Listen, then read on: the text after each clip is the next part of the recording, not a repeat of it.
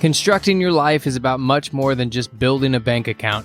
Each week, join real estate entrepreneur and mindset coach Austin Linney as he interviews guests who are constructing their dream lives and impacting the world around them on a daily basis.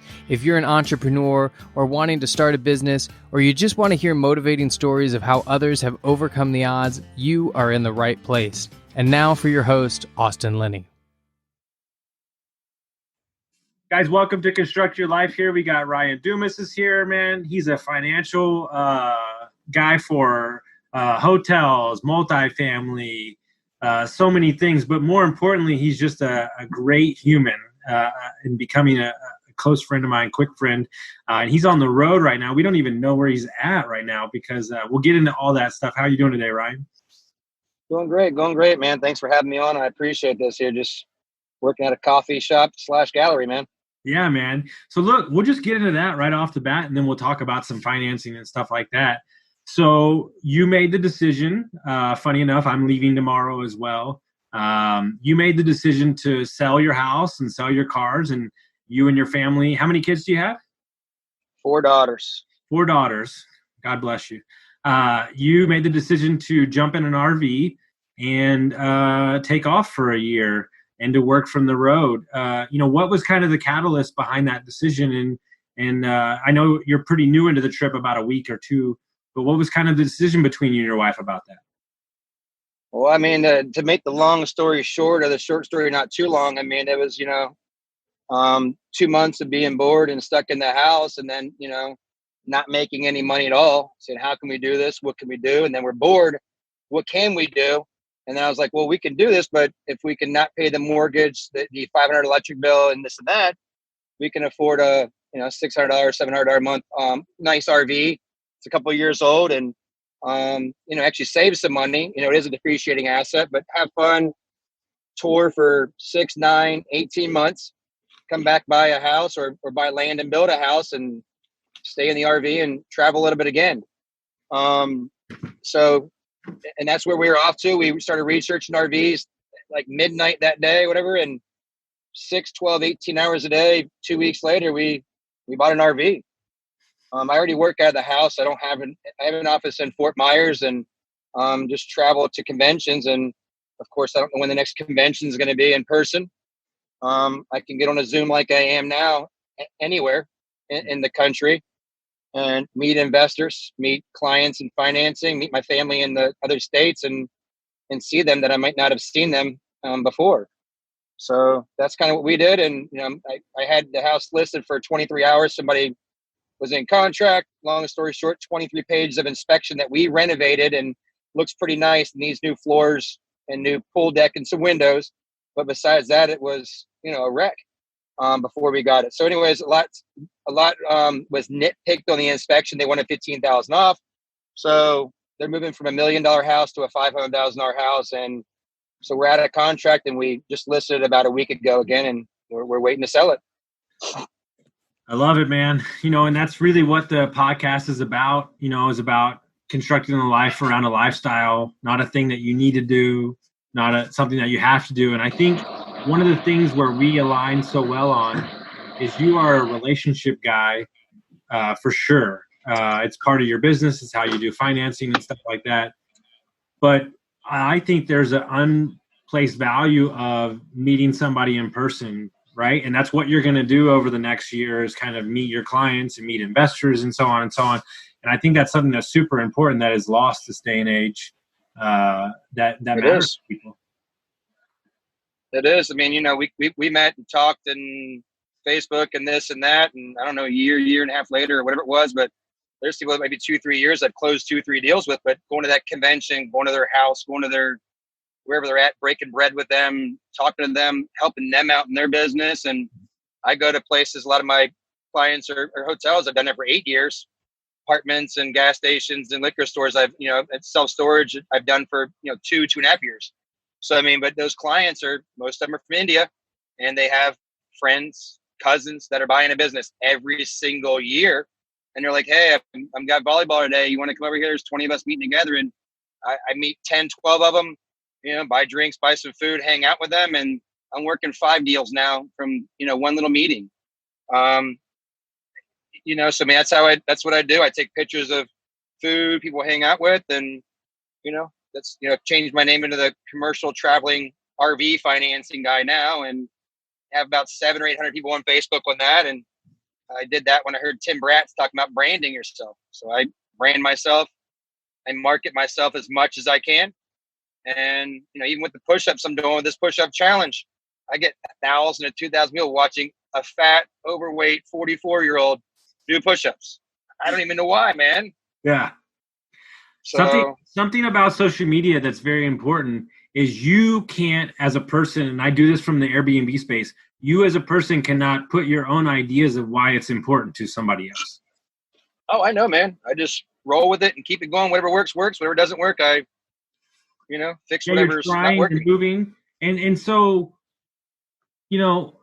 I know a little bit about it. I don't know a ton about it, but from my understanding, you were in the restaurant space like me for a long time, right? Yeah, I started off as busing, dishwashing, serving, bartending, and then putting restaurants' menus together, wine lists, critiquing, consulting, and everything. And I love food and wine. So I mean, but the short version, I've worked in restaurants since I was 14 years old to about 5 years ago. Sold a bartending company that we had successfully, and did like 8 weddings, 16, 30, 60. I think it was like the 4th, 5th year. We did about 150, 170 events. There was some Saturdays I was going around to 10 or 12 events, setting them up, talking to clients. I mean, going around to every single event within, Lakeland, Orlando to Tampa, Sarasota area, and just, picking up bars, talking to clients, brides, grooms, asked everything went. And then I got busier and busier into the finance and sold the company to the bar manager we had. How did you get started in financing businesses in real estate?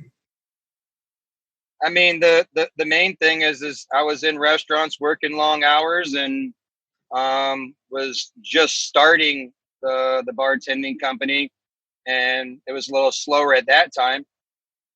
I had a buddy that said, "Hey, we could do hotel financing." I'm like, I don't want to do that. I don't like cold calling. I'm not gonna do any of that junk. And always like, dude, it's easy. You call a hotel. At that time, it was like 35, 40% hotel owners where last name was Patel or whatever it was. You call and ask if Mr. Patel's there. I'm like, I ain't doing that. A month later, I was, working there, asking if Mr. Patel was there. And 40, 50% of the time she was. And, asking if they needed equipment financing, working capital. So, 2-3 years later, I started going to conventions. Started going to conventions right away and meeting people, and they're like, "Oh, you're the guy on Facebook, and you're the guy that I talked to on the phone that tried to give me a 9% loan, 8% loan." And so now I'm doing the 3-4 percent acquisition refinancing loans. But I started off doing the higher interest rates and met 3,000-4,000 hotel owners in the process. And I think this is where I want to sit for a little while, because I know I didn't until I worked for private equity. I think one of the most underrepresented parts of real estate investing and business investing is people don't understand how money and lending work. They don't. And when you don't know how it works, you have no idea. So when you have a client, let's just stay in the multifamily space for now. When you have a client that's trying to get financing for a long-term loan on, let's say, a 200 unit to 100 unit, what are the things that you're looking for in that asset in order for them to get a loan approved? So what asset are you talking about? Let's just say a C quality 150 unit in Texas. I mean, pre-COVID or now? So things have changed. I mean, so some of the things that we're looking at was, stability, occupancy, growth, and some things like that. They're going to make sure that debt service is there and the loan to value is there. Now they're looking at where are the tenants at? If it's downtown New Orleans or St. Pete or whatever it is, are they all in the service industry? Because right now, without the $600 a week and everything else, how are they getting by? Are they open? Is it in Florida where they're opened up and they're at a higher occupancy level?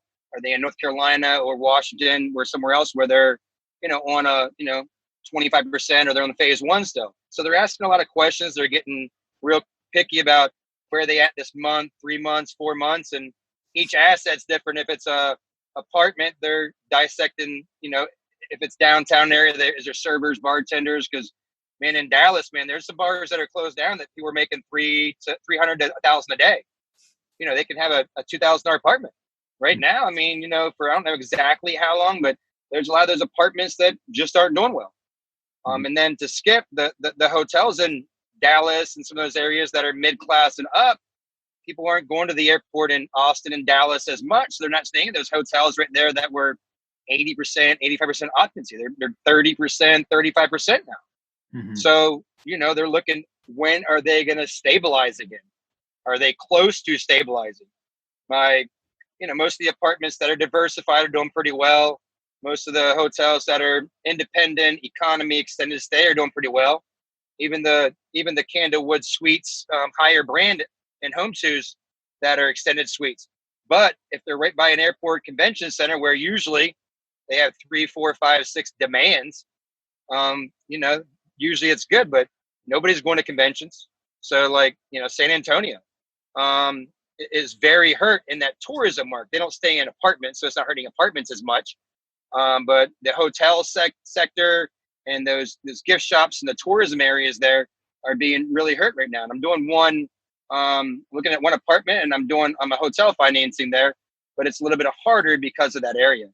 But that takes an experienced GP, experienced owner to go in there and say, listen, I got a place down in the medical area or whatever else it is. We do this, and this, increase our gross revenue, lower the rate, whatever you want to call it. They do improve the property, reduce some expenses and go from there. But they're looking at different things. They're looking at growth. They're looking at, what is the growth in the area? Because the growth in the area in February is different than it is now for apartments across the board. And then to go back to hotels, they're looking in hotels of, like I said, with the convention center and those things. Now the hotels that I financed, I did 23 hotels last year plus other businesses. But the hotels I did, the ones there was like 15, 30, 45 minutes from Nashville, Dallas, in Temple, in certain areas that were like a tier 2, tier 3 area, dude, those are doing as good, if not better right now. So, if they're looking at a Holiday Inn last year that I would have appraised at $5 million, it might only appraise at $3.5 million to $4 million now. So a lot's changed. And even if, and that's more the ones that are affected, if there's not many apartments that are affected as bad as restaurants, hotel, and retail. So a lot of the restaurant, retail, and the hotel is a little hard to finance. I have 15 hotels ready to get financed right now with full packages. But then the operators of the apartments that had bridge loans that were waiting for that $200 a unit, $125 a unit increase in their rate, they're not getting those rate bumps right now because they want to make sure to survive mode that they're getting people in the door right now. So, it just depends on, where you're at. There's a lot of people moving from California into apartments in Utah, Idaho, and other places over there that, those people are taking, three move-ins a week that aren't having anybody move out at all. And I was just saying on the podcast, I was on somebody else's podcast earlier. I think that if I was a betting man, meaning just me, I'm doing it personally as well. I think you did it as well. I think that we truly don't know what's coming. I think so. There's never been a better time to maybe sell some of your assets, but also cut your expenses down to handle whatever wave is coming our way. And that's what you're seeing in the trend and what you're saying in Utah and so on, moving to these markets that aren't as expensive. And those markets might do better in this. Well, I mean, you gotta like these guys say, you gotta shift, you gotta pivot, all these things you gotta do. You can't say, oh, I'm just gonna invest in this area. It's like, I mean, Tampa and Clearwater, some people I know that invest other places like, oh yeah, it's cheaper here than California. Well, yeah, it is. And a lot of people I know in California, they're investing in Arizona and other places.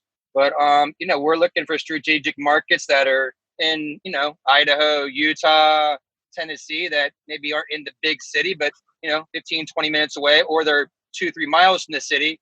And instead of a $1,200 rent, we can get a $750, $800 rent, hotel conversion to apartments. We're waiting for a couple of zonings to get back in Idaho and Tennessee right now. And then we got another one that's, undisclosed in Florida right now. And, some of those might not even, have any growth to them at all. They might just say, hey, the city might say, we don't want it. But, do you want a hotel that's doing mostly cash business, that's run down, that's bringing drugs in there? Or do you want to see some tax dollars coming in there with affordable housing and, and have a nice apartment here that's a little modern, that's different? Well, you're going to be like $1,000 price range. No, we're going to be $750, $850 a month. So we're talking to people that, have converted hotels to apartments. I had 2 calls yesterday for that, 2 today, and I think I have 1 or 2 tomorrow. And some great people. One was in Texas. Yeah, I'm really glad you brought this up because I've thought this for the last couple of months. So I'd love to hear your ideas on this because I think I've had some people ask me, do you think this is going to be a trend where they take hotels and turn them into affordable housing or apartments and stuff like that? Well, so, I've been looking at this for about 2 years now because I'm like, we're going to run into a recession in 2021, 22. And I always call it right now what happened since February, March, no matter what you call it, political or not, COVID-19 kicked us into a third gear recession. That's what I call it. It's not, that's just what my quote is. So, did we think we were going to be in a recession in 20 in March or whatever it is? No. You got to have that, consecutive quarters and everything. But, where tourism, where those growth aren't at, where somebody already has a Holiday Inn, which is IHG, Hilton, a Marriott hotel that was built at 280, 340, 380 square feet that has bigger rooms, or a extended stay that already has that plumbing and kitchenette there and everything else. Can you transfer those into a hotel? Maybe. The bigger brands have a bigger room, more solid foundation. Not saying you don't want a Motel 6 or Econo Lodge new build in Texas that they didn't have to get a GC for or anything else. No bad thing. But usually you turn it into an apartment, somebody's living there for a year and you can hear what your neighbor above, neighbor beside you and below or what they're doing. It's not what you want to charge $2 to $3 a square foot for. But, if you're getting something, I know people that are charging $3 a square feet, $2.50 a square feet for these. But the thing about it is there's going to be a demand for it. The millennials, Gen Zs that are working, making good money, the people that are moving from other states over that are spending $1,200, $1,500 a month, $2,000 a month in these Dallas, these California areas, they might want to be in a little smaller area that still has 50 to 100,000 population.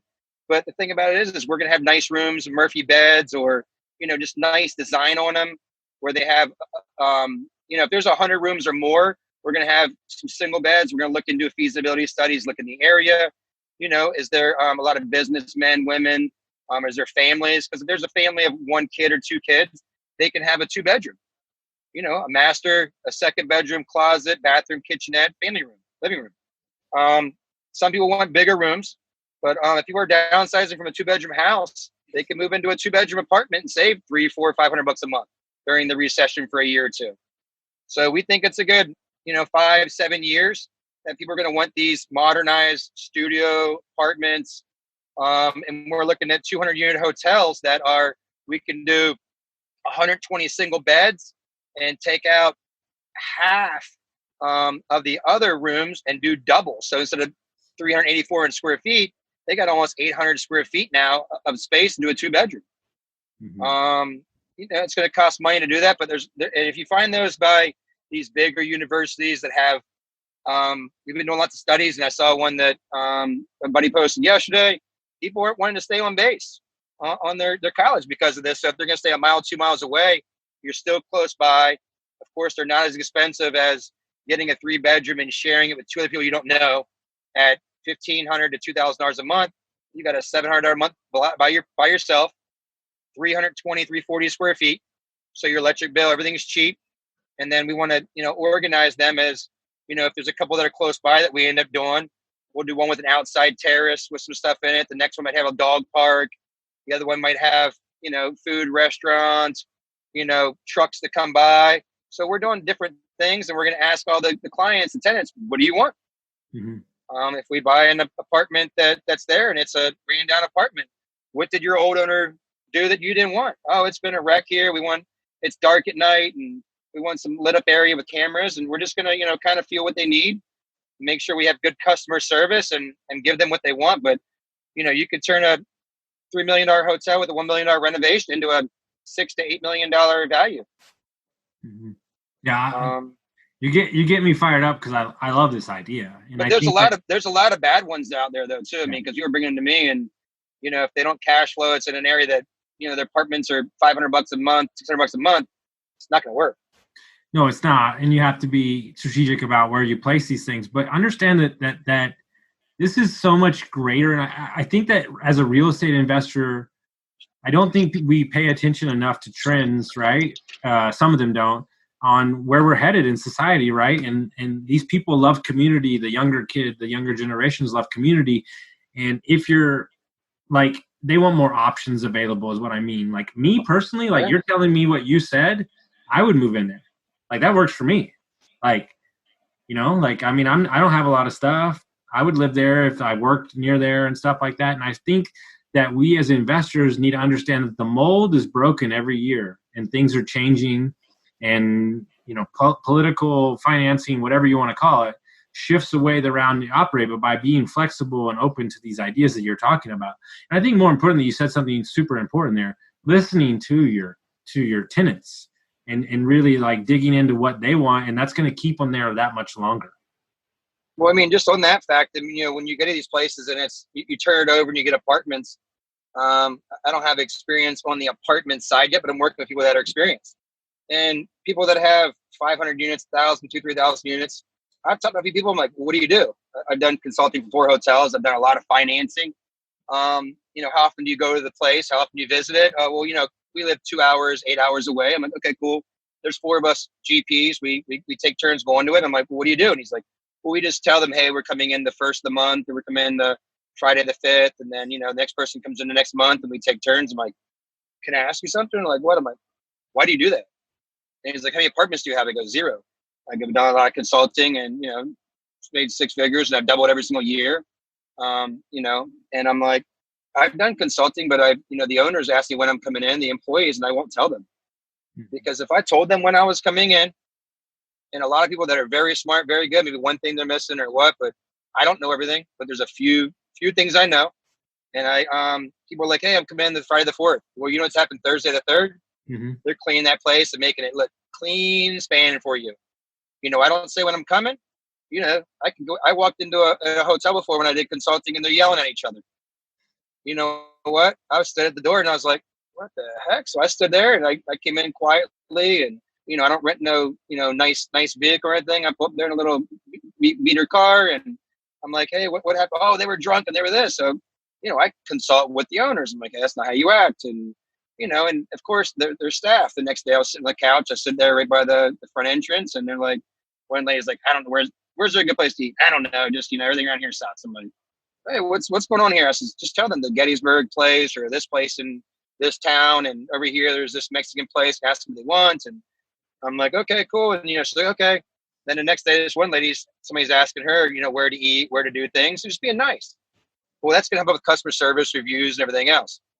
I know it's a hotel, it's not an apartment, but it gets there. But she starts telling this person everything. They're like, oh, thank you so much.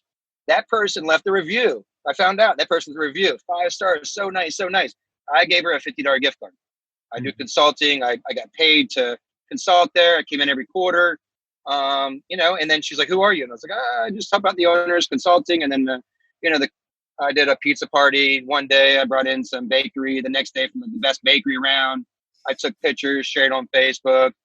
Long story short, the staff, the morale was up. They were excited to see me when I came in, but I never told them when I came in. The place always looked nice from them. They were always like, hey, when's Ryan going to be here? When's the owner's going to be here? So, I mean, it's just one of those things that I did, and I took care of the staff. And, they knew that maybe getting a $25, $50 gift card when, they're only making $200, $300, $400 a week, making minimum wage. I've given somebody a $100 gift card, and they're like, well, who are you? I'm like, I'm Ryan. But those things made them work stronger and more harder. And, I eventually, the gross revenues at that place went from about $800,000 to about $1.3 million since I was there. And I did that for about almost 2 years at that hotel. And what do you attribute that to? Like, as just from just from a higher level point of view of what you're trying to get across to the staff? Customer service, relationship, working together, doing things for other, caring. I mean, the whole thing. I mean, it's just finding out why the business didn't work and finding out and just ripping it apart and starting off from scratch and everything. Of course, COVID hitting that area is not doing well right now, and that's kind of when I stopped working for them because, of course, but there's only so much business you can help out when they're only doing 10, 20% occupancy. Mm-hmm. But, I helped build that place up and everything else. And when it's over, I'll probably go back and help them out again. But I want to do the same thing with the invested inside on apartments from hotel conversions or just an apartment. But to touch on that real quick, why I want to do the hotel, because some of these hotels, they're a little smaller units, but they're not asking 60, 80, 100,000 units. You can get them for 20, 30,000 unit, put $10,000 into them, and still have a $20, $30,000 a unit equity sitting in those things. So there's some that I'm seeing for 15,000 a unit that need 15,000 a unit. So you got 30,000. If the hotels in there are ran down, selling for 65,000 a unit, I know I can sell for 65, 70,000 a unit. Mm-hmm. So would we make on that? We can make 40,000 a unit. Mm-hmm. If it's 100,000 units, 100 units, I'm sorry. We can pretty much make about $4 million. Mm-hmm. Mm-hmm. I mean, there's a lot of money to be made on those. Now, smaller room, modern. Are you going to have a family that has 2, 3 kids moving those? No. A guy, a lady that goes out to eat all the time and works a lot, comes back to their place. Yeah. The 2 bedrooms, somebody with 1 kid, maybe 2 kids with some bunk beds that we'll have set up that, we can have a model in there of how they can set it up. Some Murphy beds and just say, here's how the model is. You can do this or this, but it's yours to open up. And, if it's something that are close to college, you might do some that are, fully furnished, just, bring your mattress and, kind of those type of things. But, there's a possibility to do on a 350 square feet, $900 to $1,000 a month when, the rents in the area are still a little bit above that, $1,000 to $1,200 in the area. They would rather stay off campus, a little bit away from downtown. Now, I know downtown's hot in some areas, but if you can save $200, $300, $400 a month and you're in a cool apartment, and some of these places are going to have restaurants, bars, food trucks, it's going to be pretty cool. So, and some of these places, some of these hotels will have an additional 3 to 6 acres in the back that we can build more off of that too. No, I mean, it's an amazing play. And I think that's what's important. And I want to, I just view you as such a positive, optimistic person. And I think that's super important to where we're headed and what's going on in the world. And you haven't buried your head in the sand. Financing is harder for sure right now. But I find that you're always going to find a way and you're just going to continue to push forward and come up with new ideas, right? And I think that's key with where we're headed, right? You have to have the right mindset. I mean, going to these, Rod Cleef, Adam Adams, one of these events, listening to you, talking to you on the phone. I try to make 6 to 10 different calls every day. I have hoteliers calling me, gas station owners, apartment owners calling me every day for questions. And then they're like, hey, I can't get this Fannie Freddie loan because I don't have a 90% occupancy. And I'm like, why don't you do this? And then hotel gas station owners are like, hey, I'm not showing any, the debt cover ratio is 0.2. What do? I'm like, dude, why don't you do an owner finance or lease to purchase? And this, well, you're not doing the deal. I go, okay, I'm helping you out. And then, of course, next year, 2 years, once it's stabilized, I'm refinancing them out of their owner finance, lease to purchase. But so that's why my business has doubled every year. I'll make 50,000, 100,000 a year, then 200, then 400. And, of course, I had 5 months of not making much money this year. But, we've been diversifying. So I have those liquor store, gas station deals. And I think it's LOI for 3 deals right now for RV, mobile home that we're situating for RV park or small homes. And then I have a few of those, 3 of those hotel to apartment conversions. Once we go to the zoning and permitting place, and if they can't, the parking on those, usually you have to add 25 to 50% more parking spots. You got to change the meters. There's a lot of work involved in this. Certain buildings are made for it, designed for it. You can do exterior, interior. There's a lot into it. I mean, I feel like I am going to change just 20 units into that. I'm like, okay, cool. I'm like, why are they moving there for $650 a month if they can live in a place 400 square foot bigger right down the road for $50 more. Or you can do it modern, you can do this. No, we're just gonna, make it look regular. I'm like, you got to have a value add. You got to make something look good. And like with just the hotels I did last year, the 23 hotels I did last year, I think 22 of them I did 100,000 renovation at least in those, and I did a couple of $1.5 million renovations in those. Mm-hmm. Those were all for financing, but now all those hotels I did, all those but maybe one or two are doing great right now. And when they come out of the recession, they're a year, 2 years old. And I'm like, listen, if you have $50,000, keep renovating, paint up, make sure the sign looks good. And it's with apartments. When you come in there, you want the front to look good when you're driving by. You want the room where you're coming in there. If there's a management area where you come in, or an office or whatever it is you come in, you want that to look good. And then their rooms look good. If you have beautiful rooms and the place looks like trash on the outside from the street, you're screwed, because they're like, I don't want to go in there. And they just keep moving. All these guys that are renovating and, George, all the renovations he does with these places, they look beautiful. Mm-hmm. That's what you want. You want these places to look beautiful, to go in from the main entrance to the office manager, to where it's at, and then to your unit that you're getting. But back then, it's relationship building, it's networking, continue it to it. Because when it was slow for 5 months, and I'm busy now, the 5 months it was slow, I worked more than I did when I was busy producing, having 2 to 3 closings a month. No, but that's who makes it though. And I think the overall like theme of this and what you do and kind of the podcast is like, people need to understand that options right now in society are plentiful. I mean, literally, like, we're about to leave for 3 months. I don't have anything planned. We'll just book the day of. Like, people can do whatever they want, and people are doing more things off service, off looks, off how they're being treated. Like, I will just leave a hotel now if I don't like. I'll book it and I'll be like, this doesn't work, and I'll just walk out. Like, I'm not going to stay here. Like, so yeah. as we move further, like customer service, little touches, little things you do are going to set yourself apart as a business owner, investor, and all around. So what do you do when you go to a hotel, when you go to rent an apartment complex out? What do? You look at reviews. I go TripAdvisor, I go to Facebook, and 3.2, and I'm like, out of 5, that's like it's like a 64%. I'm like, that's almost a failing grade. People are like, where do you go to eat? I'm like, I look at places up, and I'm like, this place looks good, the pictures look good, and if I don't have a friend that tells you where it's at, I look them up. If you got one person that voted and it's a 5.0, it could have been them or their sister that voted for it. But you got 1,000 people that voted for it, it's a 4.9. It's going to be a good place to go to.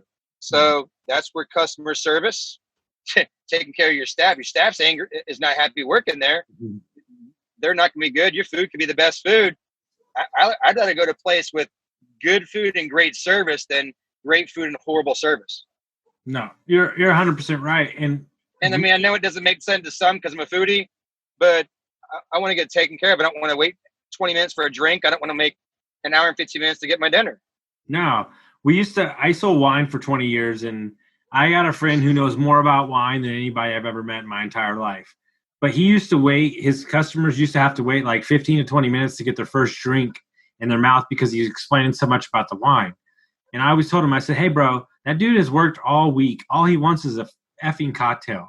So why don't you get him a drink first and then talk about the wine? And once he started doing that, people were like so much happier because that's the truth. I mean, like, dude, I believe this, and we're both foodies, so I'll just say this from a separate point of view. I've had the best meal of my life has been with the company and the setting I've been in, and it's been like an $8 burger. Like, seriously. Like, it's all relative. Oh, I could probably tell that the best meal I had was in probably St. Kitts by the rainforest, a chicken with some hot sauce that was like $3 and a pear soda. I think I had a beer. My wife had a saltfish on a Cuban bread, and I think our bill was $14, and our taxi ride there was like 20.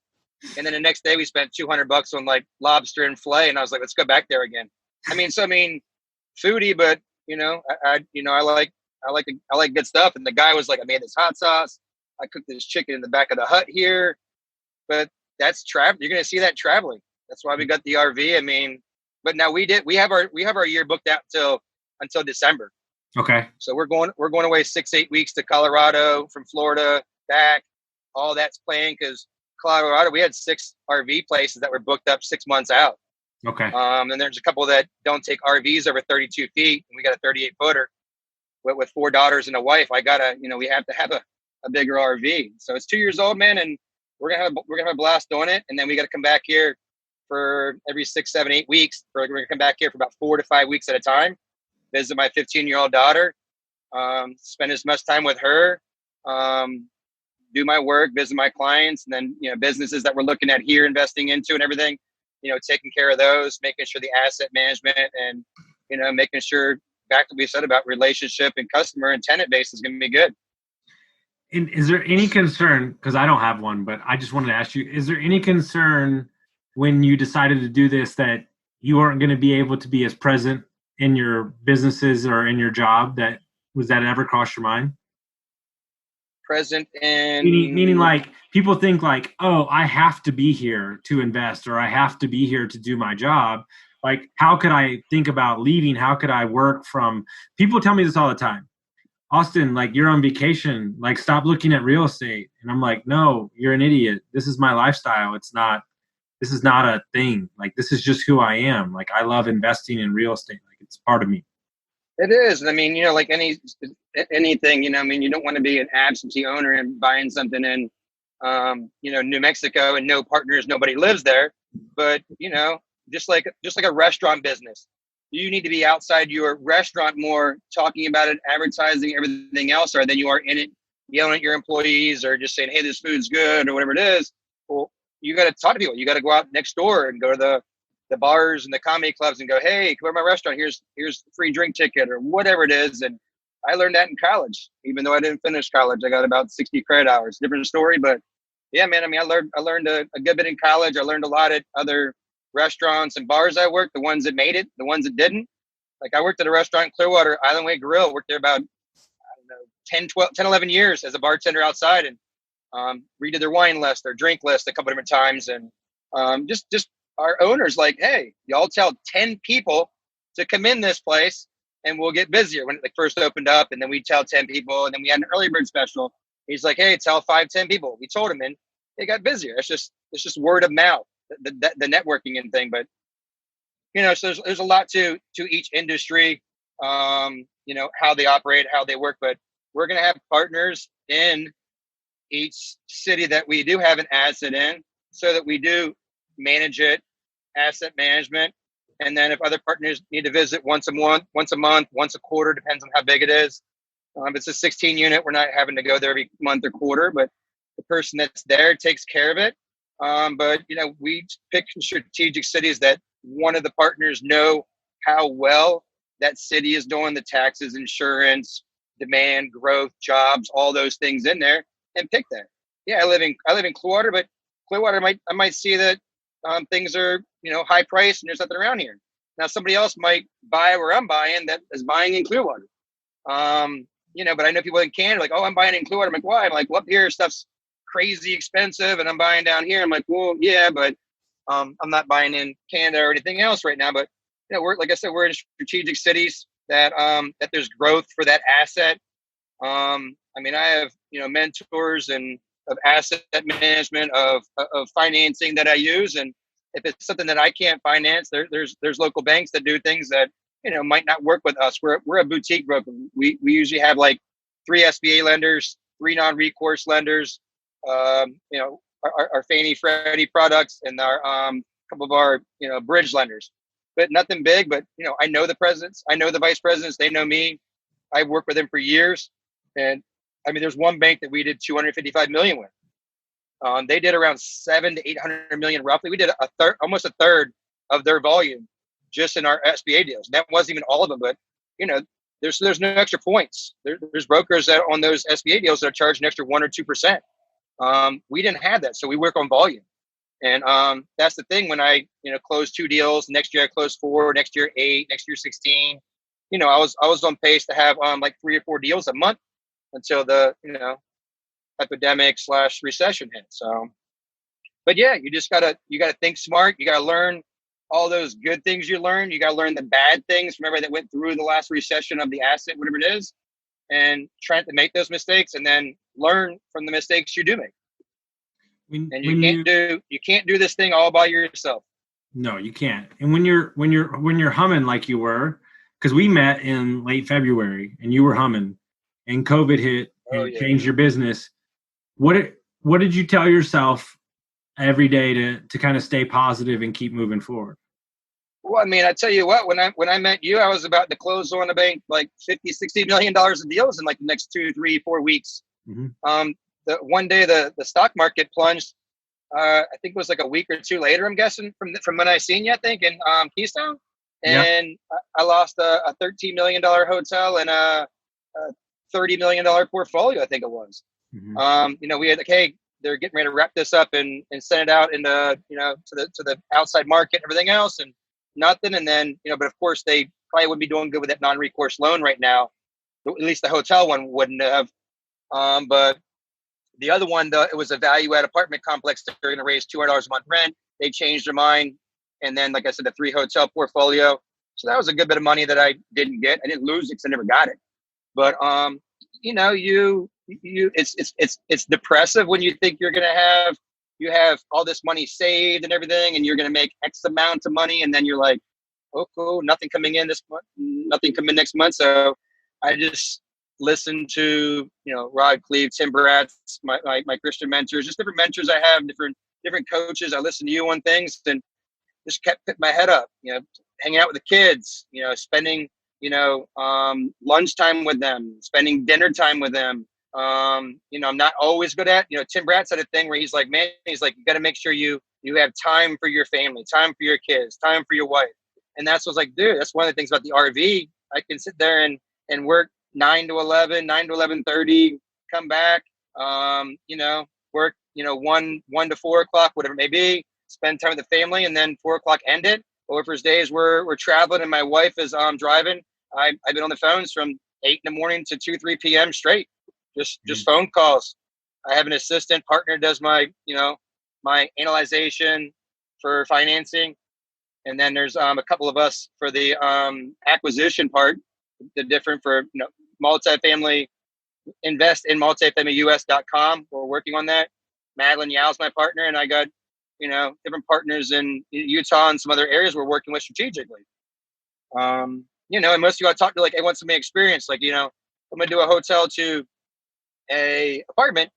If you're gonna keep it running as a hotel, you would want somebody that owns a hotel right now or has experience in it.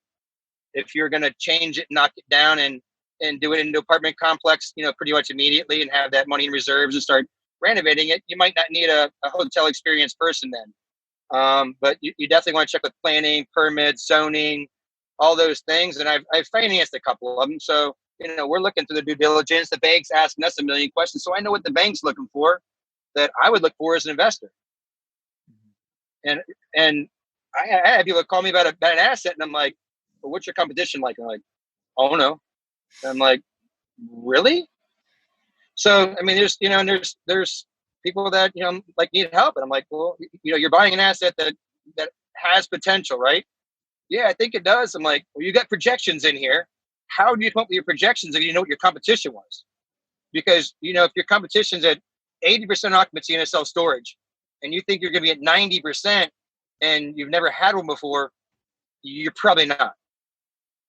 Now, if you have a self-storage, you own another one and you're at 90% occupancy and this market's at 90, 95% and you can hit that mark because you've done it before.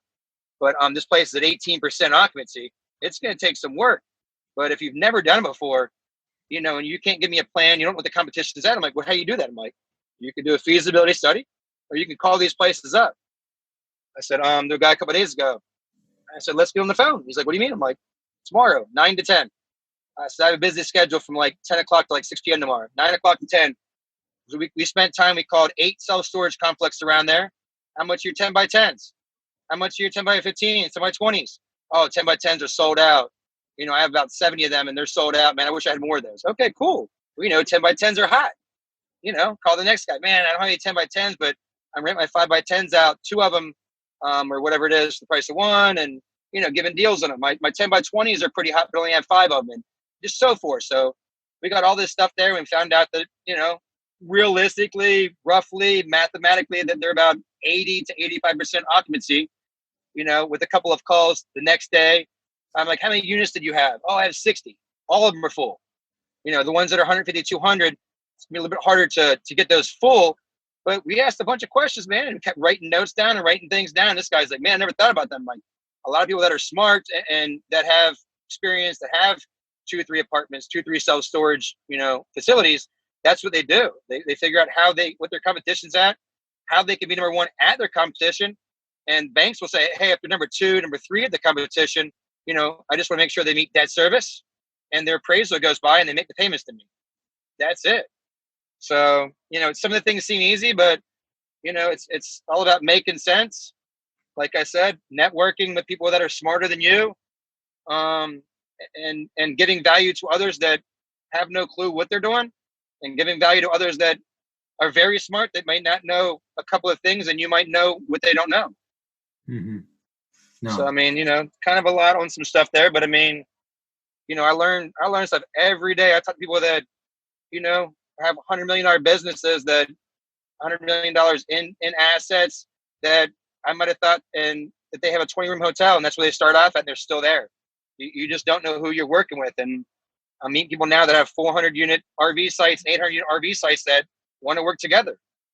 Mm-hmm. And then the same day today, I get a call from a buddy that's got, hey, I got a 30-unit RV site. Good deal. What do you think? I'm like, dude, let me introduce the people that I just talked to or I'm talking to with these other units and see if they can help out. So just working, man. I love it, dude. So inspiring. What's it? Go ahead. So, you just got to do what you do. Some days I look exhausted and tired, but, we don't work 2 hours a day, man. I want to work 15, 16, 18 hours a day. So I have, 4 hotels that I rebrand into studios, apartments, a couple RV sites, and be able to help others out, donate to homeless people, single moms. Just being able to help others out, disciple, and just add value, man. No, and that's what I love about you. You're so dedicated to your church and charities and stuff like that. You're so giving of your time. It's so great. It really inspires me, and that's one of the reasons why I'm drawn to you for sure. I love it. There's so much gold in all that you just said. How does somebody get a hold of you? How do they find you on Facebook? Stuff like that if they want to talk to you about. And by the way, guys, if you want any financing, just message me and I'll connect you with him, because this is the guy to get it done. If he can't get it done, he knows the guy that can get it done. So that's all that matters. Pretty much. I probably help more people that I can't finance than I can. But yeah, man. I can give my number. I'm Ryan Dumas on Facebook. I probably have 5,000 people, or 4997 right now. So commercial finance, and I think it changed it to RV commercial finance guy, Ryan Dumas. And then I every time you change them, it gives an update to everybody. It's on there, so it's good to change those once in a while. A good key I learned a few months ago. And I have multifamily. Might even put RV, multifamily, 5 units or more commercial financing on there. So those are a group and a page that I have. I think I have a couple hundred people trying to invite on there, and sometimes I don't know who people are, but I've done a lot of these networking that I just can't invite everybody on there, because I have a lot of, I have like 3,000 or 4,000 hotel owners that I've had the past 8 years. They're always referring me out. I don't want to just delete them. So I have, I wish we could do 10,000 on Facebook. So I do the groups, I do the pages. My number is 727-729-2647. I live in Clearwater, Florida, but we are selling the house, and we are going to be traveling all over the U.S. So if you're in a different state, you want to meet up. If it's a one-day point, might not be able to meet you. But if it's a 3-4 days, we can meet up, have some food, pretty much during business hours. So then I can come back and spend time with the family. Mm-hmm. That's what I'm trying to do. Time block family. Some people want to talk after 5 p.m. and I've been like, hey, I'm sorry. But if it's a business we're looking at buying, or somebody really needs me, I'll do it. But I put so much of my life into restaurants. I work till 2, 3, 4 in the morning that, 5, 6 o'clock comes around. I'm trying to spend as much time with family as I can. Email, if you want to put it up, it's rdumas@grp, capital spelled out, capital.com. Most of my financing is $1 million and up. non-recourse 2-3 million and up. But I can get you on a call, talk to you about if it's a apartment or what occupancies and what you can and can't do. I give people that want to do 5% down on stuff that doesn't make sense, but I'll give you the best options of what you can do for the next year, 2 years, so you can get financing in place and be successful. Yeah, and I think more importantly on the lending side, guys, you only know what you don't know, and I think you got to have the conversation to even know what you're reverse engineering the assets that you're looking for. So it's just nice to know a little bit more about what you're buying, mainly why it works and what's going to get the deal closed, which is the most important thing for everybody. Yeah, well, I mean, right now people are talking about building because usually recessions you want to build because if you have 6, 12, 18 months of building and then when you come out of the recession, you have the nicest apartment complex, hotel, gas station, you're going to go to that one.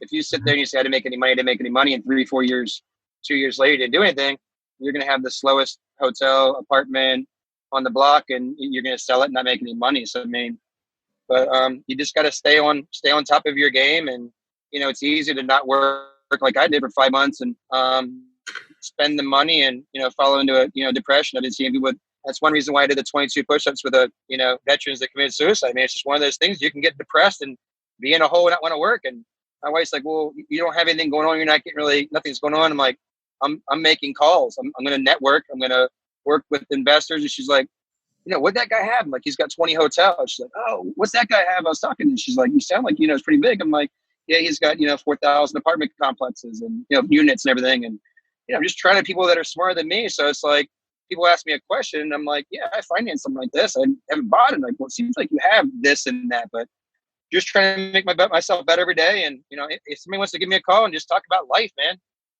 I'm here, man. I'm here. Guy, girl. I mean, I have a lot of business relationships that my wife's always like, I always hear you talking on the phone with girls. I'm like, well, there's a lot of girl business partners business people I'm talking to. And, they're like, hey, my husband, does this. I do the numbers, but, I heard you're the person to talk to with financing or, I want to get this business, but I want to make sure I'm doing the right thing. You want to be a partner in a year from now or 6 months from now. And so that's why I've been getting in the investment side. A lot of people that get into investment used to be into financing or used to be in the brokerage side. And once they know, certain businesses go up for sale or anything, that's when they start, getting in the investment side. So, but, stay tuned. I'm here to help out in any way, give value. But, I just, I try to be a better person and a better giver and do my thing. No, for sure. And we'll probably see you in Colorado. So I got some friends there and we'll probably meet up. But I just thank you so much, guys. If you like this episode, make sure you send it out to your friends, share it around, and we'll catch you next time. Thank you so much, Ryan. Love you, man. God bless, man. Have a good day. Love you, brother. See you.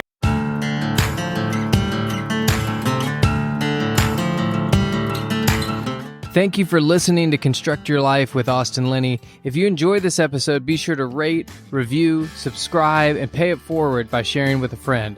Most importantly, take this opportunity to start constructing your life by taking immediate action on what you learned. For show notes, resources, and more information on one-on-one coaching with Austin, visit constructyourlifepodcast.com.